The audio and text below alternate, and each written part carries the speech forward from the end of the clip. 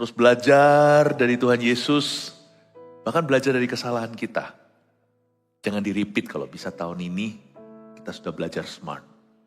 Tahun 2023 tentunya penuh tantangan, tapi saya percaya Tuhan akan menuntun kita tahun ini dalam segala rencananya. Yang percaya katakan amin. Berapa jam lagi kita akan bertemu lagi di sini, yaitu di Breakfast with God. Jangan targetkan untuk menonton rerun. Ikut live-nya, on-site-nya kalau bisa. Pasang waker nanti pagi. Ya, di sini nanti ada yang jam 2, pintu udah buka, orang-orang pada datang. Tahun lalu ada pula orang-orang yang sampai gak pulang di luar sana nunggu. Betapa sungguh-sungguh jemaat ini. Kita mau start the year right. Dan nanti pasti akan ada sesuatu yang Tuhan izinkan kita bawa sebagai bekal sepanjang tahunan. Ada urapan dan kita biasakan sungkem di kaki Yesus untuk memulai tahun ini. Dengan urapan yang baru. Dan jangan datang dengan tangan hampa, saya dan istri sudah siapkan, enggak anak-anak kami bertiga, satu-satu akan membawa persembahannya kepada Tuhan di samping kami suami istri. Kami sudah siapkan porsinya. Jadi saya punya mimpi adalah anak kami tiga-tiga akan memberi persembahan terbesar mereka selama hidup mereka sampai hari ini. Jadi kita akan terus mendukung misi lewat visi misi Gereja Mawar Sharon GMS yang untuk terus mendirikan gereja di mana-mana dan juga terus untuk mengirim misionaris ke segala mancanegara. Saya terus dapat kabar di grup pendeta, di grup hamba-hamba Tuhan Gembala GMS, siapa-siapa sudah mulai terpanggil kita kirim ke sini, ke situ, bahkan sampai Eropa. Di Tuhan itu baik. Makasih untuk dukungan jemaat besok pagi. Tidak ada seorang pun di antara kita penerima, termasuk saya, kita semua pemberi. Dan kita mau sungguh-sungguh mendukung misi Yesus Kristus, termasuk lewat Mawar Sharon Peduli, Yayasan MSP yang tadi kita lihat, ya, kita juga akan terus, seperti itulah jiwa-jiwa menangis membutuhkan jangkauan kasih, jadi kita nggak boleh pura-pura nggak dengar, ya kan. Ya, jadi amplop di depan saya ini adalah simbolnya saja, ini bukan fundraising, tapi ini adalah sebuah wujud kasih. Saya nggak pernah mau datang ke hadirat Allah kayak begituan tangan hampa. Saya pasti mau breakfast dengan Tuhan dan Tuhan izinkan saya yang bayar. Ceritanya gitulah. Masa Tuhan traktir terus, kadang-kadang kita juga harus berkorban. Mari kita ulurkan tangan kita berdoa untuk amplop-amplop kita bawa besok pagi. Roh Kudus yang jamah, kami semuanya sehingga kami bisa memberi dalam kelimpahan maupun dalam kekurangan. Kami percaya Tuhan jemaat ini adalah jemaat teladan. Semuanya kami itu rindu menjadi mitra-mitra Yesus Kristus di atas muka bumi. Berapa jam lagi Breakfast with God dimulai. Kami mau datang memuliakan Tuhan. Bawa persembahan ya Tuhan Yesus untuk datang ke kakimu. Terima kasih Tuhan Yesus, terpujilah namamu. Demi nama Tuhan Yesus kami berdoa. Amin. Seharian ini saya banyak bicara tentang hubungan pribadi dengan Tuhan.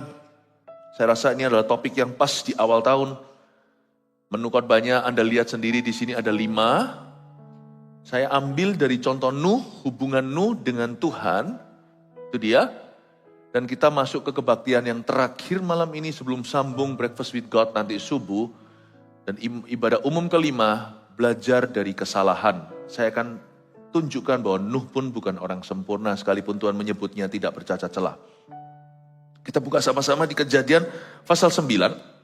Sebuah kejadian yang memalukan, bahwa seorang nabi pun di perjanjian lama, seorang hamba Tuhan, juga bisa buat kesalahan. Dan kita harus belajar dari kesalahan Nuh, dan kita bisa memetik sesuatu. Orang pintar, orang yang pandai adalah orang yang belajar dari kesalahan orang lain, tidak perlu di-repeat di dalam hidup kita. Tapi juga perlu belajar dari kesalahan sendiri. Mumpung salah nih, bertobat dari kesalahan itu jangan sia-siakan kesalahan masa lalu. Pastikan jadi pembelajaran yang berharga. Kejadian pasal yang ke-9, kita akan baca ayat per ayat, lalu nanti saya akan jelaskan. Nuh dan anak-anaknya, anak-anak Nuh yang keluar dari Bahtera ialah Sem, Ham, dan Yafet. Ham adalah bapak Kanaan. Yang 3 inilah anak-anak Nuh, dan dari mereka inilah tersebar penduduk seluruh bumi. Berhenti di situ, saya jelaskan dulu.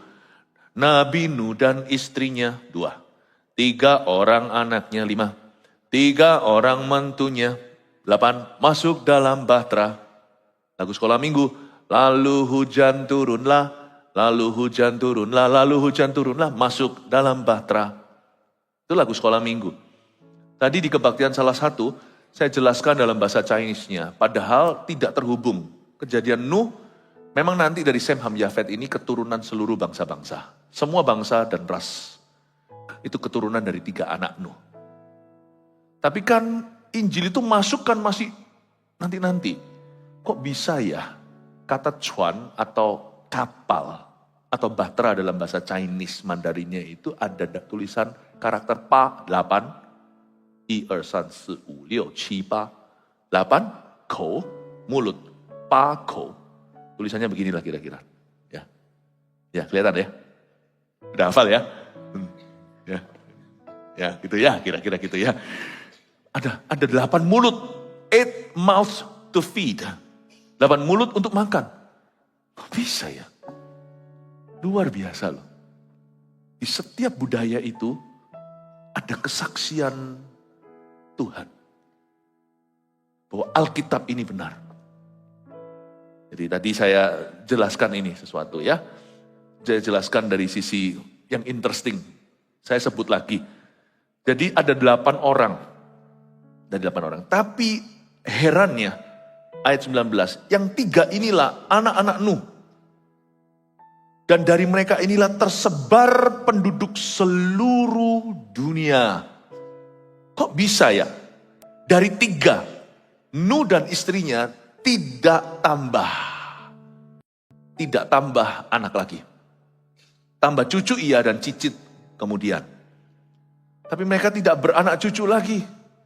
Tapi dari 3 anak ini menjadi miliaran manusia hari ini. Kita belajar sesuatu sebelum belajar dari kesalahan, mari kita belajar dari kebenaran. Orang itu kalau benar sama Tuhan, Tuhan bisa pakai yang sedikit dan buat banyak. 5 roti 2 ikan itu matematika Allah. 5 tambah 2 bukan sama dengan 7. 5 tambah 2 minimal 5.000 laki-laki makan hari itu. Di tahun pergeseran yang besar ini juga tahun mujizat. Jangan remehkan sedikit yang kau punya. Tolong dikelola. Kalau kita punya sedikit, jangan minder sama yang punya banyak. Namanya pergeseran itu selalu akan ada dalam dunia ekonomi. Orang kaya baru, selalu ada orang miskin baru. Jangan harapkan orang-orang yang berhasil jatuh miskin. Miliki hati yang baik.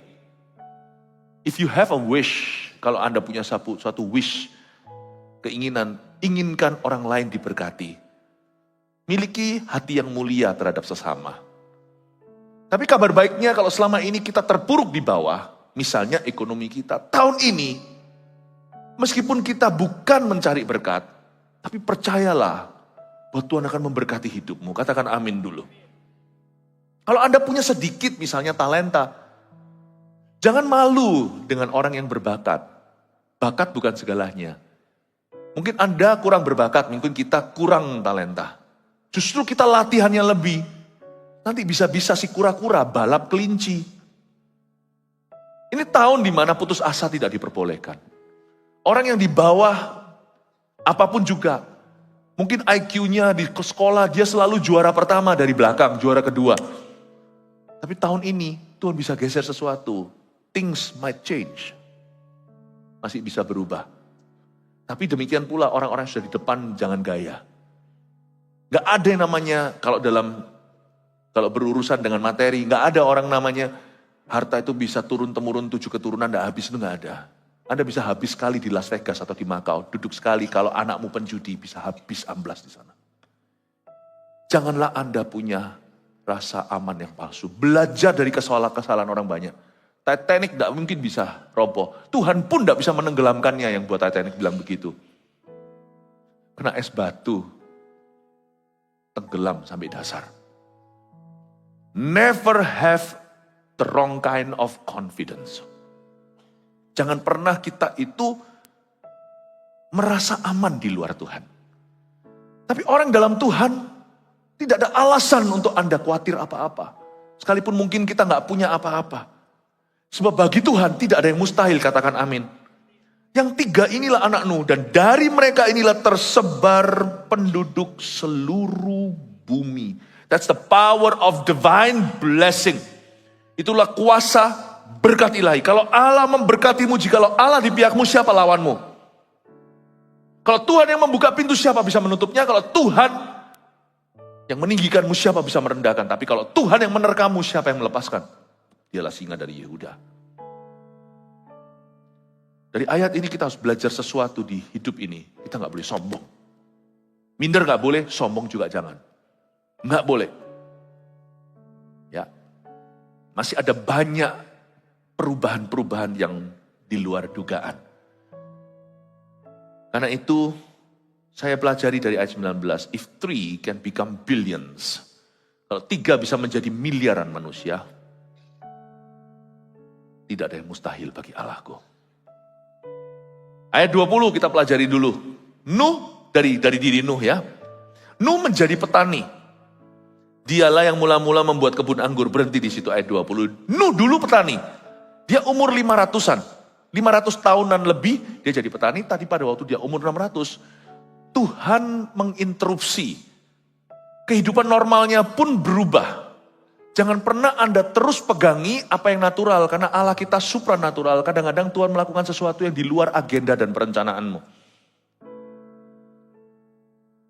Dan di tahun yang ke-600 usianya, orang zaman dulu memang hidupnya sepanjang itu. Tuhan tiba-tiba datang kepada Nuh, dan dia berfirman, buatlah bahtera. Kamu yang bikin bahtera itu, aku akan tuntun kamu. Seorang petani yang gak ngerti soal arsitektur, bangunan, apalagi perkapalan. Disuruh bikin vessel. Coba bayangkan kalau saya jadi Nuh, saya pasti garuk-garuk kepala, Tuhan, aku hanya tahu bercocok tanam. Aku gak punya teknologinya. Dan saya juga tidak punya tenaganya. Dari mana datangnya semua sumber daya itu? Sedangkan Nuh waktu membangun kapal itu, dia bangun dengan keluarganya. Makanya butuh 70 tahun untuk bangun dan selesaikan. Ya. Bahtera itu kira-kira jadinya selama itu lebih dari 7 abad. Bagi Nuh kalau disuruh Tuhan melakukan sesuatu, dia percaya Tuhan pasti sediakan. Dan Nuh tahu kalau Tuhan itu supranatural, jadi tidak boleh kalau kita diberitahu sesuatu, kita ukur Tuhan dengan mata alami. Kalau kita dengar suara Tuhan dan diteguhkan lagi, Tuhan berbicara beberapa kali, kalau Anda belum mengerti, simpan di hati. Belajar dari kesalahan orang lain di perjanjian baru seperti Sakaria yang diberitahukan bahwa mereka suami istri sudah lampau usia bisa hamil. Mereka sudah manula, tapi diberitahu kamu akan melahirkan seorang nabi namanya Yohanes Pembaptis, nabi terakhir perjanjian lama, nabi pertama perjanjian baru. Dia gak percaya, langsung bisu. Kalau kita belum mengerti, kalau Allah berbicara, simpan di hati. Tuhan gak perlu ditolong kok. Kalau Tuhan bicara, Tuhan pasti buka dunia itu kepadamu. Kau gak harus paksakan diri. Nanti segala sesuatu pasti indah pada waktunya, yang penting respon hati, yang penting kita meresponi Tuhan. Yang penting pada waktu melangkah, kita melangkah. Waktu berdoa, kita berdoa. Dan Nuh ini seorang petani dulunya. Lalu dia berubah bidang keperkapalan. Coba bayangkan. Ngerti apa dia? Ngerti apa dia hari ini misalnya perkapalan cruise line atau tongkang atau apa, nggak tahu. Ngerti apa dia? Lu belajarnya, studinya aja bukan itu. Tapi dia sukses besar. Single-handedly sendiri. Hanya dengan istri dan 3 anaknya. Dan 3 menantunya. Dan dia bangun bahtera terbesar di atas gunung lagi. Itu dari mana kakek tua itu bisa angkat kayu sekuat itu? Allah tidak hanya memberimu kemampuan rohani. Kalau Allah berbicara sesuatu, ada proyek sesuatu dalam hidupnya, Allah juga akan menyediakan kekuatan jasmanimu. Tuhan tidak pernah suruh kita melakukan sesuatu lalu not provide the fund. Tidak akan memberikan pada kita dananya. Tuhan tidak akan memberi kita dayanya. Tuhan tidak memberi kita orang ahlinya, nggak mungkin. Kalau Tuhan suruh kita melakukan sesuatu, langkah pertama memang iman, tapi langkah kedua mulai kelihatan. Di dalam dunia itu mulai dibukakan dan kunci-kunci akan diserahkan ke tanganmu. Sebab Allahku itu bertanggung jawab, you know. Allah kita itu bertanggung jawab. Kalau kita itu disuruh Tuhan pindah dari satu tempat ke tempat lain, mungkin pada awalnya itu susah, tapi setelah kita melakukannya akan ada penyertaan Tuhan. Tapi ini ayat tidak boleh dipakai untuk orang-orang yang aku mau pekerjaan lebih baik lalu quit dulu, lalu nunggu pekerjaan waktu dia keluar lihat antrian orang yang mau menggantikan pekerjaannya yang mau interview banyak sekali. Jangan bodoh, jangan gegabah. Kalau Tuhan bicara, semua akan serba damai sejahtera waktu kita melangkah. Tapi Nuh menjadi petani, saya jelaskan sesuatu ya. Ada sesuatu yang luar biasa tentang sifat Nuh yang kita bisa pelajari. Sebelum kita belajar dari kesalahannya, kita belajar dulu dari kebenarannya. Nuh itu menjadi petani, dialah yang mula-mula membuat kebun anggur. Jadi hidupnya dulu adalah seorang petani, lalu Tuhan suruh dia buat kapal. Lalu setelah kapal itu kelar, ada firman berikutnya berbunyi, masuklah ke dalam bahtera. Setelah dia masuk dalam bahtera, air bah 40 hari, hujan lebat maksudnya, lalu 150 hari kemudian baru mulai surut. Nuh itu tinggal di kapal itu cukup lama, hampir setahunan. Dan waktu dia keluar dari kapal dan meninggalkan bahtera itu nggak bisa kepake lagi karena waktu terjadi air bah, bahtera itu mengapung-ngapung di atas muka bumi, bahkan ujung gunung tertinggi seperti Himalaya pun tertutup semua. Jadi betul-betul air itu mepet ke langit, sudah nutup begini. Air di atas langit dan air di bawah langit, tadi saya jelaskan, geologi dunia zaman dulu atau ciptaan Allah itu beda dengan dunia hari ini. Dulu sebelum zaman Nuh belum ada hujan. Jadi rapat-rapat tuh tingkap langit, tidak pernah ada rintik-rintik, makanya nggak ada pelangi. Semua irigasi itu dari bawah mata air. Jadi nanti itu air atas dibuka, air bawah mata airnya meluap, jadi air ketemu air, tidak ada lagi angkasa. Cuman tipis di situ sisa untuk bahtera itu yang tingginya, saya lupa tingginya berapa ya, 25 meter nggak salah. Mas gitu. Nutup. Ya. Nah, setelah selesai Nuh, bahtera itu mendaratnya di Ararat, di pegunungan Ararat. Itu gunung tinggi di daerah Turki loh, seharusnya. Itu gunung tinggi. Jadi Nuh bangun itu di dataran tinggi, tapi bahtera itu mendarat di dataran lebih tinggi. Masalah hidup kita tidak akan membawa kita rendah kalau Tuhan beserta. Kita akan mendarat setelah problema kita lewat, kita akan mendarat di tempat yang lebih tinggi dalam rencana Allah. Berikan tepuk tangan untuk Tuhan. Nah itu bukan poinnya yang saya ingin Anda pelajari, itu hanya informasi. Poinnya adalah, Nuh menjadi petani, lalu dia masuk ke bidang perkapalan. Setelah kapal itu sudah selesai fungsi, gak bisa dipakai lagi. Kan gak ada ceritanya, bahtera itu akhirnya ngapung-ngapung di samudera. Karena setelah semua bersih dari air bah, laut tetap lautan yang kita lihat hari ini, tetap lautan. Air yang di daratan itu ada pisah, namanya pantai yang memisahkan. Gak ada terus tiba-tiba Nuh, yes, air bah sudah surut, keluar cemplung ke samudera kan, sampai mawon mati lagi. Dia bisa mendarat di gunung. Dan setelah mendarat di gunung, kenapa Tuhan daratkan bahtera itu di gunung ya? Kadang-kadang saya bertanya, apa saya ini terlalu banyak berpikir waktu baca firman? Tapi mungkin itulah pewahyuan dalam jiwa yang membuat saya menggali sesuatu dari Roh Kudus. Kenapa ya kok mendarat di gunung? Mungkin sebagai peringatan ya, untuk waktu ke depan masih ratusan tahun, sekarang bahtera tidak ditemukan. Ya adalah desas-desus sini-sini, sana arkeologis yang menunjukkan tanda-tanda kok bisa ada kayu, gofir di atas gunung yang tinggi segalanya. Di daerah Ararat, ya ada banyak lah, tapi kan kita belum tahu pasti di mana. Tapi kita tahu cerita ini benar karena firman Allah mengatakannya. Dan saya rasa itu mendarat di Ararat untuk menjadi peringatan buat keturunan Nuh. Setelah itu kan Tuhan mempopulasi lagi dunia. Diingatkan, sesuatu yang ditaruh di atas puncak gunung itu akan selalu diingat. Jangan pernah lupa hukuman Allah. Tolong diingat-ingat supaya kita tidak bodoh dua kali. Kalau kita itu bisa trauma itu sebenarnya dipakai untuk di area yang perlu. Kita harusnya bisa trauma dengan berbuat salah lagi. Anehnya manusia itu sudah bengkok. Yang dia trauma itu yang Tuhan bilang jangan kamu takuti. Tapi yang harusnya dia takuti, dia nggak pernah trauma itu, nggak pernah belajar dari kesalahan, diulang-ulang lagi. Iya itu, gimana toh itu? Dia ditaruh di Ararat situ, ditaruh di tempat tinggi supaya semua orang mengingat bahwa once upon a time, ini bukan dongeng tapi kejadian sungguhan bahwa Tuhan pernah menghukum seluruh dunia karena mereka jahat. Taruh di Ararat. Tapi sekarang, setelah Nuh keluar dari perahu, udah percuma itu, nggak ada gunanya. Air bah nggak datang 2 kali, Tuhan berjanji lewat pelangi. Jadi, Nuh harus jadi apa loh? Ini yang membuat saya kagum tentang Nuh. Nuh ayat 20 kembali menjadi petani. Ini yang saya sebut humility, cukup humble, tidak ada post power syndrome.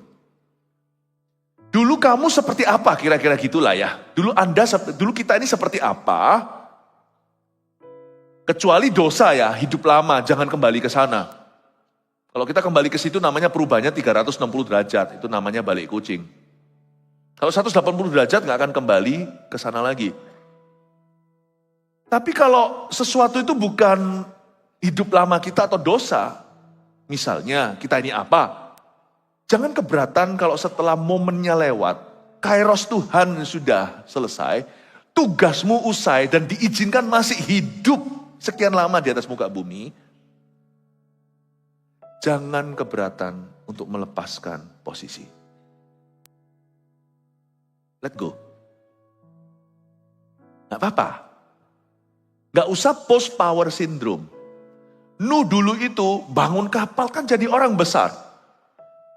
Tapi ketika kapalnya sudah selesai, tidak dipakai Tuhan lagi, dan momennya sudah lewat, Nuh keluar dari Bahtera, jadi petani lagi. Saya kadang-kadang mikir loh, saya pernah ngomong gini sama istri saya, Yang, saya panggil dia sayang. Mungkin berapa istri Anda juga namanya sama. Saya bilang, Yang, kalau aku gak bisa khotbah lagi, kamu masih cinta gak sama aku? Istri saya bilang gini, loh, aku dulu kenal kamu tuh, khotbahmu belum bagus. Oh iya, berarti karena kau cintai aku, khotbahku jadi bagus. Ini ngaku-ngaku nih, gak tahu bagus gak, terserah Anda yang menilai. Terus saya bilang, kalau saya tidak bisa khotbah lagi misalnya, atau Tuhan tidak pakai saya dengan cara yang sama lagi, saya tahu Tuhan mengasihi aku, kamu bisa menerima aku kan? Loh, kalau sampai pemakaian Tuhan, nggak akan gitu ya. Pemakaian Tuhan, istri saya bijaksana, pemakaian Tuhan akan terus dalam hidup kita. Tapi kalau sampai kairosnya, awannya itu terangkat, Roh Kudus nggak terangkat, momennya aja. Istri saya berkata gini, kan tambah enak, kita bisa jalan-jalan ke tempat-tempat yang selama ini ditangguhkan, gara-gara kita harus terus berfungsi, harus terus bekerja untuk Tuhan. Tahu nggak, sedikit banyak Anda harusnya merasa bersalah. Saya ini punya bucket list nggak pernah kecapaian, karena Anda. Christmas saya harus di sini, akhir tahun harus di sini, awal tahun di sini. Lah kapan saya perginya?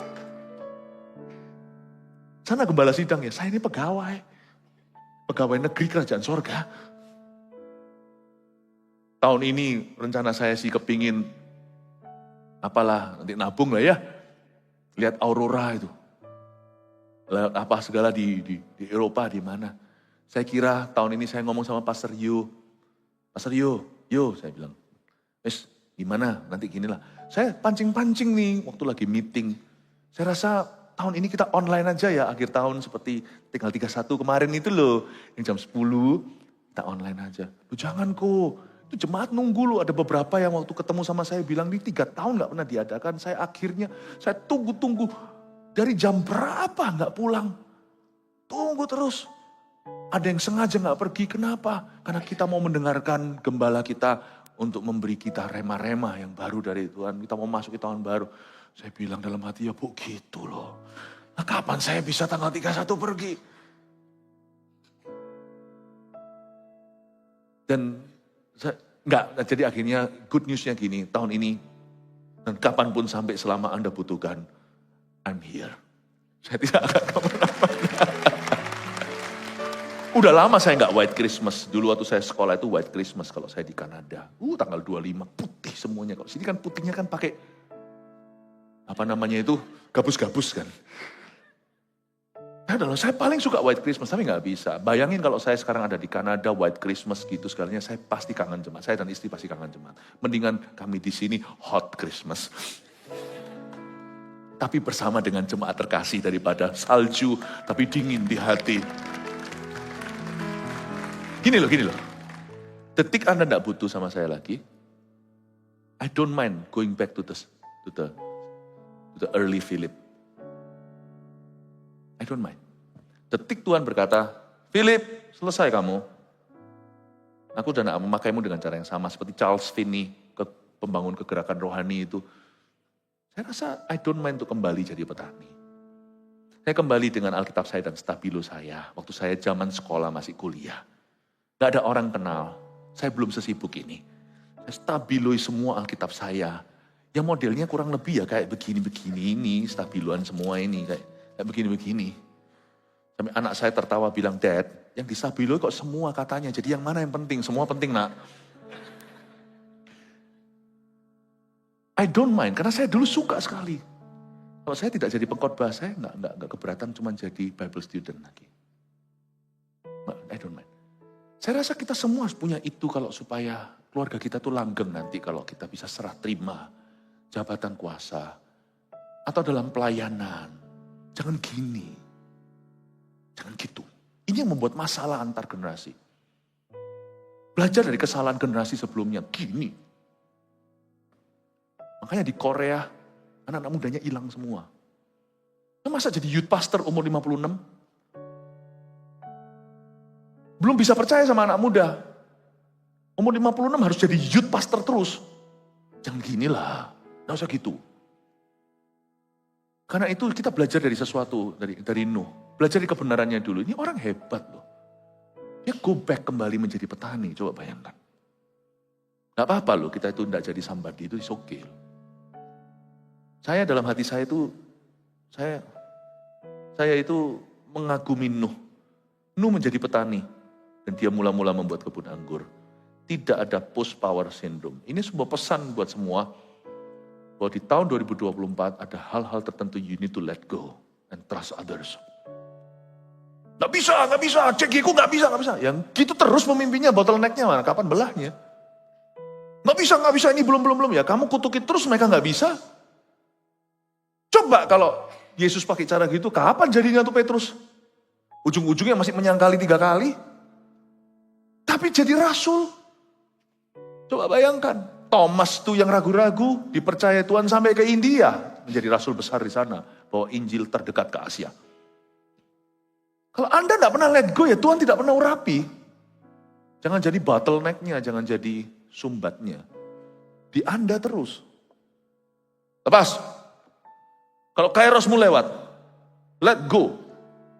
Kairosnya orang lain. Amin Bapak Ibu Saudara. Disinilah saya pelajari sesuatu tentang Nuh, betapa hebatnya orang ini. Kalau saya jadi dia mungkin susah. Bangun-bangun gini kan pasti ada spirit of entitlement atau perasaan berkat. Ini batra gua. Enggak, kalau sudah waktu ya sudah waktu. Nuh menjadi petani, dialah yang mula-mula membuat kebun anggur. Nah kita sekarang pelajari dari kesalahannya. Setelah ia minum anggur ayat 21, mabuklah ia. Oh ya ampun, sebelum ini belum ada kebun anggur sebelum pasal 9. Dia yang pertama. Makanya dikatakan di ayat 20, dialah yang mula-mula buat kebun anggur atau vineyard yang hari ini ada di Australia, di Selandia Baru, Eropa, Amerika, California juga ada winery. Bahkan di Bali, tapi kalau Bali mungkin bukan winery-nya karena perlu tempat yang sejuk tapi bukan pendataran yang terlalu tinggi. Terlalu dingin gak bisa kecuali ice wine di Kanada. Saya lumayan tahu sedikit-sedikit. Ya, karena kalau di Bali itu lebih ambil bibitnya lalu dikelola. Mungkin kebun anggurnya belum sampai ke sana. China pun mulai membuat wine-wine tertentu. Jadi, tapi dari semua ini, cikal bakal nenek moyang semua winery itu Nuh yang buat. Nah masalahnya, pertanyaannya, ayat 21 kita baca dulu. Setelah ia minum anggur, mabuklah ia dan ia telanjang dalam kemahnya. Tunggu sebentar, ayat 21. Pertanyaan saya adalah, apakah dia pertama kali cicip anggur? Kok dia pertama cicip langsung mabuk? Saya percaya kalau orang mabuk, itu pertama-tama dia akan merasa pusing dulu. Dia nggak akan terus langsung, ya saya nggak pengalaman soal mabuk, mungkin Anda perlu tanya orang sebelah Anda. Tapi nggak mungkin dia langsung minum mabuk itu. Dia pasti kuat minum dulu untuk mabuk segitu, paham? Kalau orang nggak pernah minum anggur, dia minum sedikit, pasti dia, pertama dia nggak biasa taste-nya karena dia biasa Coca-Cola. Atau dia minum sedikit mungkin dia pusing, lalu dia berkata, wah apa ini? Atau terlalu keras seperti vodka yang 40%. Misalnya. Dan untuk dia bisa minum anggur sampai mabuk telanjang, dia harus kuat minum dulu. Itu dosisnya naik dulu. Nggak mungkin dia minum sekali langsung pusing dulu. Dia hindari. Ini pasti dia sudah nikmati sampai dia mabuk begitu. Nah inilah pelajaran berharga. Ketika Nuh hidup, Di tengah-tengah pemabuk-pemabuk yang dimusnahkan Tuhan, dia sadar.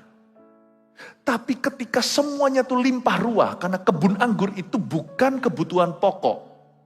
Dia bukan kebutuhan primer. Anggur di sini itu kebutuhan sekunder. Dia bahkan bukan buah yang paling bagus itu kesehatan. Lain cerita kalau Nuh makan papaya. Anggur itu adalah minuman atau barang luxury atau barang mewah untuk hari-hari ria. Jadi kalau semuanya dalam perang, orang nggak beli anggur biasanya. Orang beli beras, orang beli air bersih.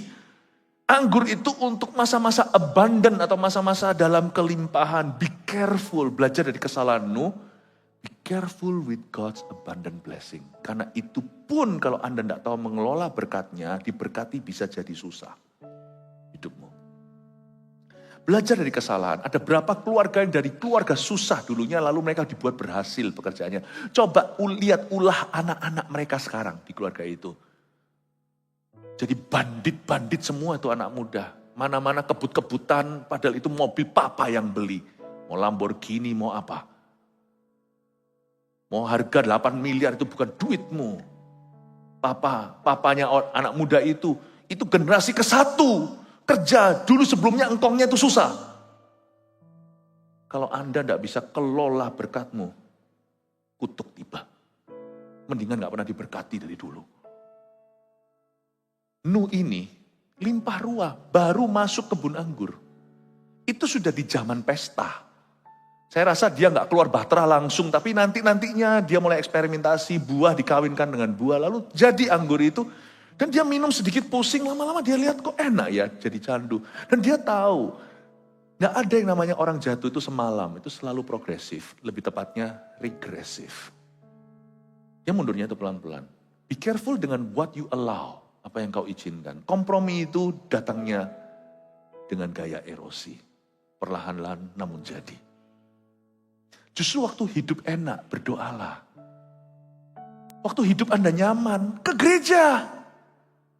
Waktu tahun ini gak ada apa-apa, sujud di kakinya seperti besok pagi. Waktu anak-anak tidak punya lagi kebutuhan, semua disediakan, suruh mereka melayani, itu suruh pegang kamera. Suruh jadi asyir di luar berkata, shalom, shalom, ajari dari kecil, gak gitu nanti besar jadi bandit. Nabrak kanan kiri. Kadang-kadang saya pikir anak orang miskin jauh lebih diberkati loh jadi daripada anak orang kaya. Berkat mereka cuma materi. Tapi gak semua ya. Anak orang miskin kalau punya mental yang salah, lalu habis itu iri hati, apalagi mencuri juga tidak benar. Anak orang kaya kalau diajar benar, disitulah turun-temurun berkat Abraham dipelihara dalam keluarganya. Berkat anak cucu itu ada, Abraham, Ishak, Yakub, Yusuf. Coba Anda lihat, Abraham kalah sama Ishak. Bukan kalah pamornya, Abraham tetap bapak iman. Tapi Ishak lebih gede dari Abraham. Gak lari tuh devisanya. Yakub lebih gede dari Ishak. Gak dikasih pinjaman, Yakub itu lari. Yusuf 0. Baju pun dikasih sumba darah, pura-pura jadi darah kambing. Difitnah sama saudaranya, katanya diterkam oleh binatang buas. Tapi lebih besar lagi, dia beli seluruh Mesir. Sampai orang Mesir pun jadi propertinya. Coba bayangkan. Abraham itu pergi sebagai nomaden ke negeri orang. Sampai usia cicit, sampai keturun ke cicitnya. Itu orang Yahudi, turun-temurun, warisan tidak hilang. Sampai ke bawah Yusuf. Dia bukan nomaden di negeri orang. Dia beli negeri orang. Dia jadi orang asing tapi jadi tuan. Coba Anda lihat. Kalau anak orang berhasil seperti Abraham, dididik dengan benar. Berkat Tuhan tidak akan lari dari keluarga itu. Tapi keturunanmu akan jadi berkat bagi dunia katanya. Berkat bagi bangsa-bangsa. Saya ingin Anda untuk melihat bukan kaya miskinnya secara harta. Mengubah perspektifmu. Belajar dari kesalahan Nuh. Di masa-masa abundant atau di masa-masa dia limpah ruah. Dia gak hati-hati. Dia minum sedikit. Dan justru di masa-masa dia dikelilingi oleh pemabuk. Dia sadar. Tapi ketika dia dikelilingi dengan orang sadar. Istri anak-anaknya sendiri. Mabuk malahan. Pernahkah Anda itu kalau lagi susah itu sungguh-sungguh, tapi nanti kalau lagi happy tiba-tiba jatuh? Berapa banyak di antara kita misalnya retreat, wah mau persiapan, wah tegang sekali pertama kali pimpin pujian atau pelayanan. Disuruh sharing mungkin di kelompok kecil per kamar, wah persiapan. Tapi setelah retreat selesai, jatuh di kebiasaan buruk lagi. Be careful with good time. Hati-hati. Itulah sebabnya saya sebagai gembala, saya akan terus menjadikan ini culture kebudayaan gereja ini. Baik gak baik waktunya, tutup tahun sungkem. Buka tahun sungkem. Sama Tuhan Yesus. Saya ajari anak-anak saya. Kita bisa memberi dalam kelimpahan. Kita bisa memberi dari kekurangan. Karena kita adalah pemberi. Saya beritahu sama anak-anak saya, namanya Mantova. Semua pemberi. Tidak ada yang mengemis-ngemis. Saya gak peduli kalau kita jadi pengemis, kita akan menjadi pengemis yang memberi. Bukan pengemis gak akan memberi. Tapi kita gak akan pernah ngemis. Kurang gak apa-apa. Kita mawas diri, kita akan selalu menjadi pemberi. Itu status. Ajari putra-putrimu, belajar dari kesalahan ini, dari kesalahan Nuh. Ketika dia nyaman, dia tidak jaga. Karena itu minta berkat gak selalu baik buat kita. Mintalah hati bijaksana itu lebih tepatnya. Karena orang yang memperoleh hati bijaksana, memperoleh sesuatu yang lebih berharga daripada emas, perak, dan permata, kata Amsal. Orang yang punya hati bijaksana bisa mengelola kekurangan. Orang yang hatinya bijaksana bisa mengelola kelimpahan. Selama dia bijaksana, dia pengelola di mata Allah. Amin Bapak Ibu Saudara. Saya harap ini berguna untuk tahun 2024, arah hidupmu, supaya benar di hadapan Tuhan. Setelah ia minum anggur, dia mabuk. Ayat 22, maka Ham, bapak Kanaan itu melihat aurat ayahnya. Lalu diceritakannya kepada kedua saudaranya di luar sana. Sesudah itu Sem dan Yafet mengambil sehelai kain dan membentangkannya pada bahu mereka berdua. Lalu mereka berjalan mundur. Mereka menutupi aurat ayahnya, maksudnya kemaluan, sambil berpaling muka, sehingga mereka tidak melihat aurat ayahnya. Ada 3 anak Nuh, Sem, Ham, dan Yafet. Ini anak kedua. Saya anak kedua, jadi saya baca begini. Maka Ham, anak Kanaan itu, dari 3 anak Nuh, mungkin Ham ini yang paling gemuk, siapa tahu, namanya Ham. Hamburger. Enggak, ini hanya candaan ya. Enggak ada hubungannya. Ham ini adalah anak tengahnya Nuh, Sem, Ham, dan Yafet. Dia bapak Kanaan, dia punya anak namanya Kanaan. Nama Kanaan itu enggak buruk sebenarnya, tapi nanti konotasinya buruk karena kutuk. Maka Ham, bapak Kanaan itu melihat aurat ayahnya. Jadi memang namanya minuman keras itu mesti hati-hati. Kalau di sini ada suka yang lobby segalanya, be careful ya. Memang Alkitab tidak berkata jangan minum anggur. Tapi jangan mabuk karena anggur. Ya. Jangan mencobai dirimu sendiri sampai perbatasan. Jangan. Paulus berkata kepada Timotius, kamu minum sedikit anggur karena itu baik buat perutmu. Karena kita nggak relevan sekarang di negeri tropis. Tapi di negeri di mana Paulus dan Timotius melayani itu kadang-kadang winter, disuruh untuk hangatkan tubuh. Tapi yang namanya dunia minuman keras ini, makanya ada salah satu namanya spirit kan. Gak heran dikasih nama itu. Memang kalau orang minum kebanyakan, dia kan hilang kewarasan. Gak jarang cerita-cerita di tempat-tempat barbar itu mereka berkelahi. Mereka melakukan perkara-perkara bodoh. Dan kali ini telanjang dia. Kelihatan anaknya si Ham. Namun kenapa kalau kelihatan itu salahnya Ham? Mungkin ada yang tanya. Kan salahnya Nuh. Ini bukan hanya dia melihat aurat ayahnya. Tetapi di kalimat berikutnya lalu diceritakannya. Kata diceritakannya ini dalam bahasa Indonesia tidak ada salahnya. Cuman cerita. Dek, lu tahu nggak papa ngapain? Nah itu nggak salah. Tapi kata diceritakan ini dalam bahasa aslinya. He told them delightfully. Beda loh ya. Kalau kita memberikan informasi tepat guna dan tepat alamat pada orang yang bisa berbuat sesuatu tentang itu, Tuhan tidak menganggap itu salah. Karena informasi itu sebagai transmisi atau kita itu transfer informasi untuk berbuat sesuatu. Tapi kalau kita ceritanya itu sambil, lihat orang itu, sambil begitu ekspresi wajahnya, kita menikmati itu, di mata Tuhan, itu bukan diceritakan. Itu digosip ria. Paham ya? Hati-hati loh, Tuhan itu mendengar loh. Orang yang kepo tak perlu itu bahaya sesuatu. Dan dia cerita, itu dikatakan di Alkitab, di sini diceritakan itu, he told his brothers delightfully. Karena itu kita perlu belajar sesuatu, perkara-perkara yang menyedihkan, yang menyayat hati Tuhan, don't laugh about it, don't make jokes about it. Jangan buat itu jadi lelucon, jangan ketawa di mana Anda perlu meratapi sesuatu. Saya kalau mendengar orang Kristen salah, hamba Tuhan jatuh, saya itu sedih. Saya tidak akan sembarang cerita, apalagi kalau saya cerita dengan orang yang akan melukai imannya. Orang itu mungkin belum aman dengan Tuhan, apalagi bukan orang seiman. Saya harus hati-hati, karena apa yang saya utarakan itu saya tanggung jawab di depan Tuhan. Karena ayatnya berkata, apa yang mulutmu katakan akan menyeretmu ke pengadilan.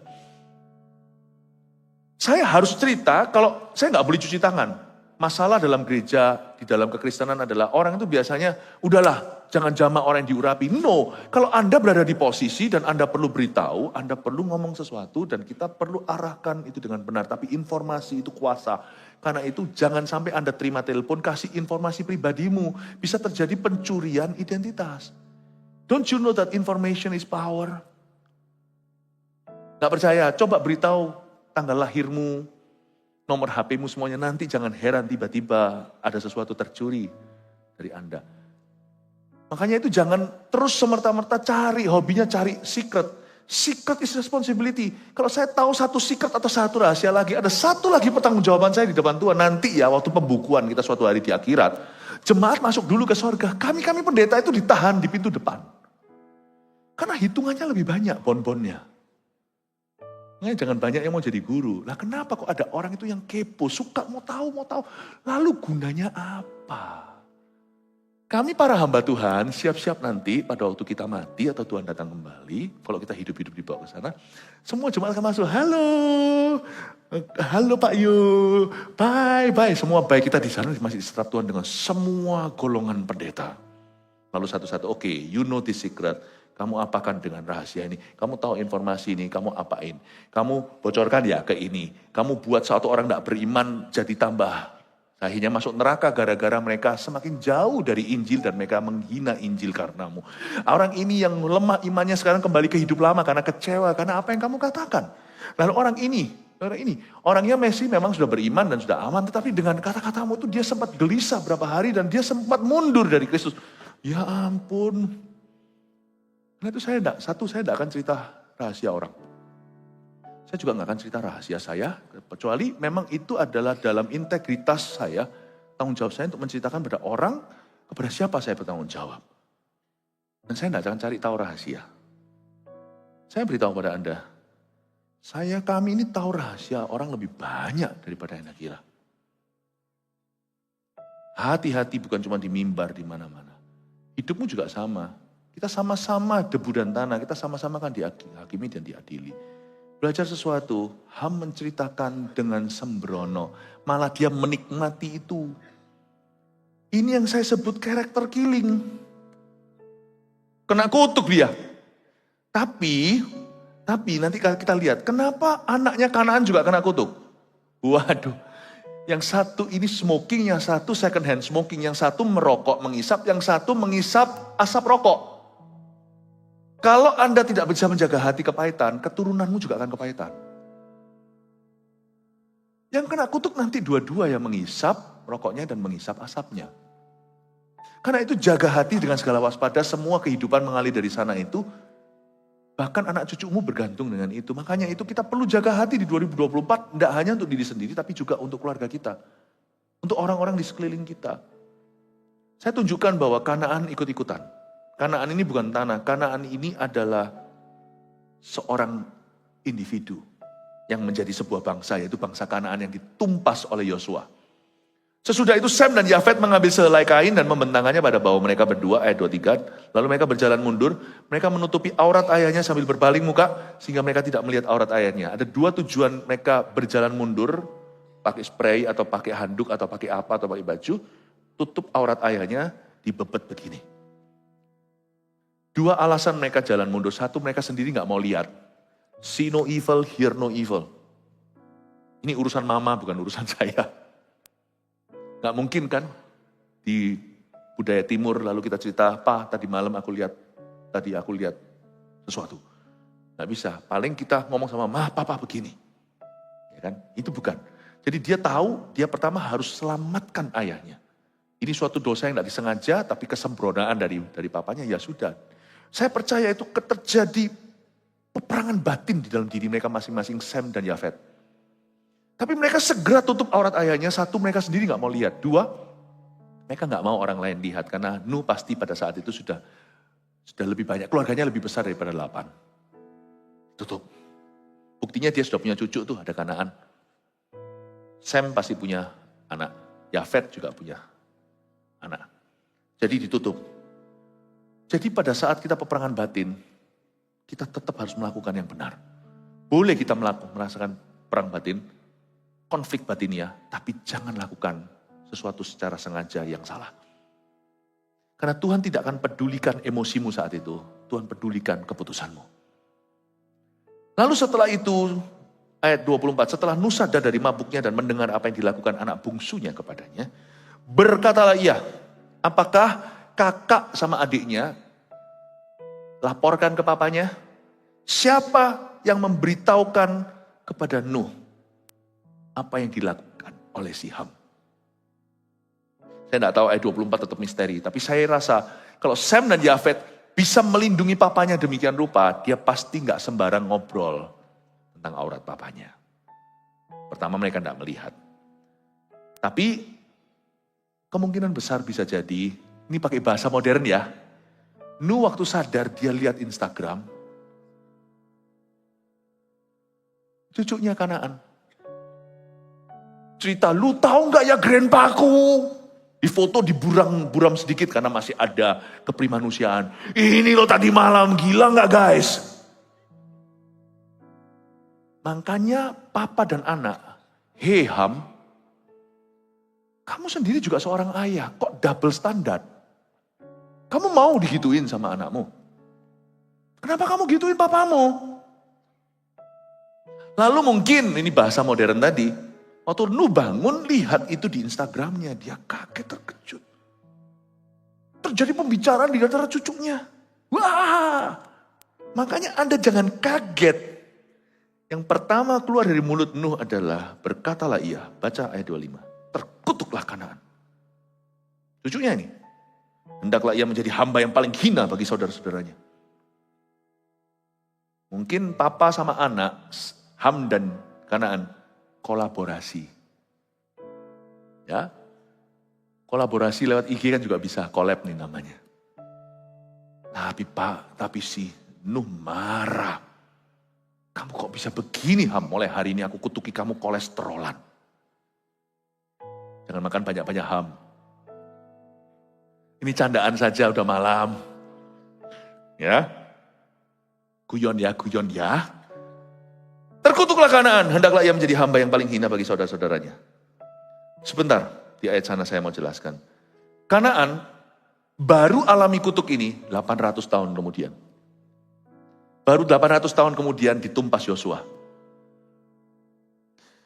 Jadi antara kutuk diutarakan, kutuk dideklarasikan, dan kutuk dialami, itu ada 800 years.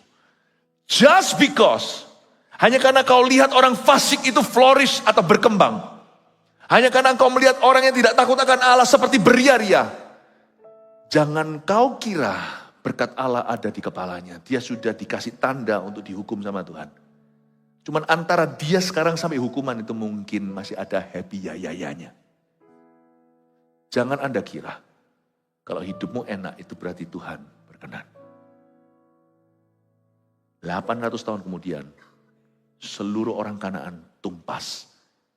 Tapi Sem, Ham, dan Yafet ini jangan diartikan bangsa tertentu.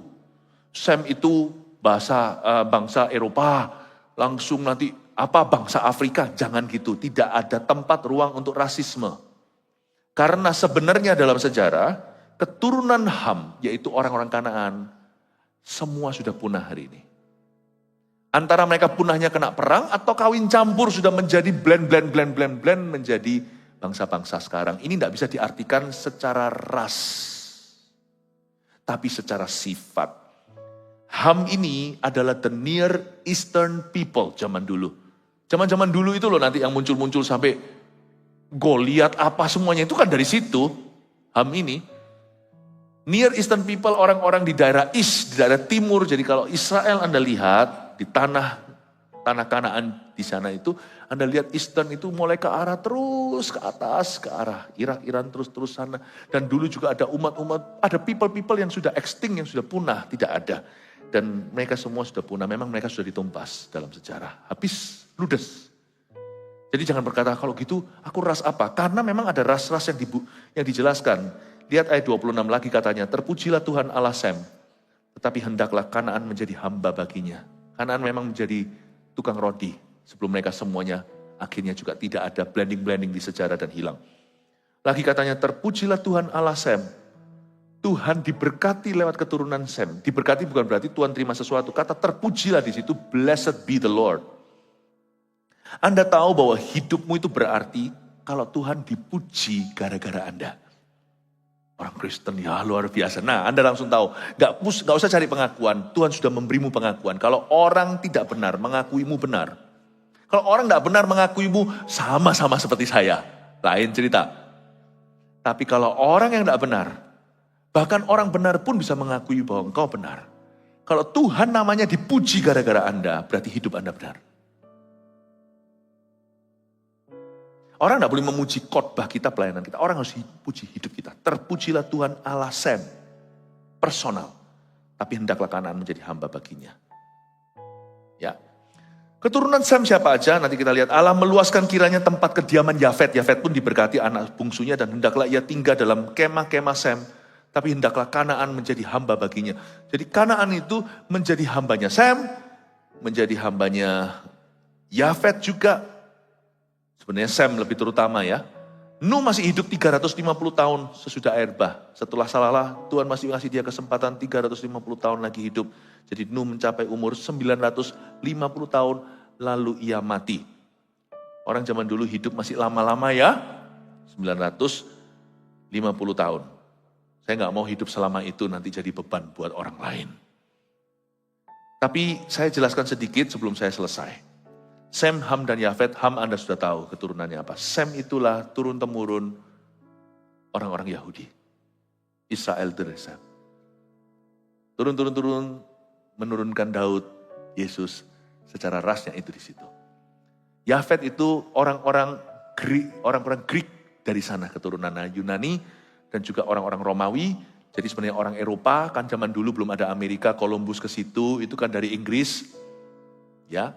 Jadi itu dari sana. Termasuk orang-orang Asia, include Middle East, Timur Tengah, Amerika juga semuanya. Jadi banyak keturunan Afrika tentunya semuanya itu dari Yafet. Karena itu dikatakan kalau Sem tidak luas, Sem itu jadi tuan, menjadi pilihan. Yafet itu luas. Makanya sisa seluruh bumi semuanya itu lahiran dari keturunan Nuh. Orang Asia semuanya itu dari Yafet. Kalau orang Asia yang sudah mati namanya Yafat. Wafat ya.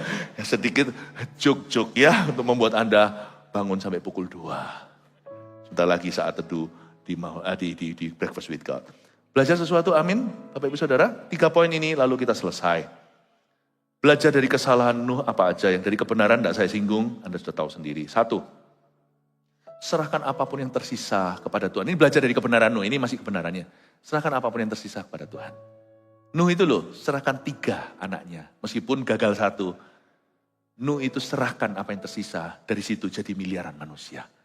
Jangan merasa Anda sudah gagal total. Gak ada namanya gagal total. Selama masih ada hari esok, Tuhan masih punya rencana dalam kehidupanmu. Serahkan semua yang sisa kepada Tuhan. Nanti ujungnya tidak sisa-sisa. Tuhan bisa kembangkan bangsa-bangsa dari sisa-sisamu. Asal hatimu sungguh. Hatimu bertobat, hatimu mencari Tuhan. 2, hati-hati dengan jebakan kelimpahan ini, mulai belajar dari kesalahan. Nuh salahnya di sini, jebakan kelimpahan itu be careful. Yang namanya great abundance always comes with great responsibility. Tanggung jawab besar itu mengikuti kelimpahan. 3, bayar harga demi perkenanan Allah. Tidak gampang kadang-kadang untuk jadi Sem dan Yafet. Dia harus bayar harga konflik batinnya. Belajar dari kebenaran kedua anak Nuh ini. Kita harus bayar harga supaya Allah berkenan. Kasihan sebenarnya si Ham. Gara-gara dia main-main di saat yang tidak tepat. kutuk turun atasnya, Tuhan tidak berkenan padanya. Wipe out itu semuanya sampai bawah. God's favor is actually greater than wealth. Perkenanan Allah lebih besar daripada harta dunia. Catat 3 hal ini yang kita pelajari hari ini. Semoga Tuhan membuat hidupmu semakin increase dan semakin bertambah dalam kasih karunia. Haleluya. Berikan tepuk tangan untuk Roh Kudus yang membantu kita mencerna firman. Mari kita semua bangkit berdiri. Terima kasih Tuhan. Thank you Jesus.